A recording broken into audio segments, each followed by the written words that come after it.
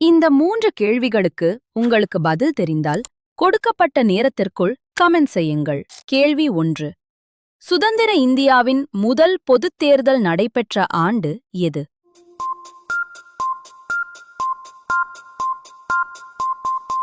கேள்வி 2.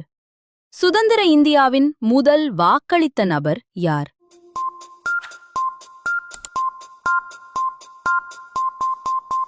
கேள்வி 3. சுதந்திர இந்தியாவின் முதல் தேர்தலில் மொத்த வாக்காளர் எண்ணிக்கை எவ்வளவு?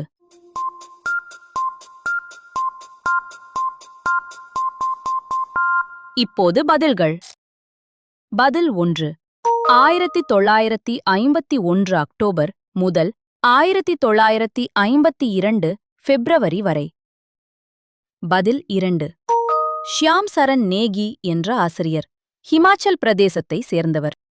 பதில் 3. சுமார் 23.7 கோடி வாக்காளர்கள்.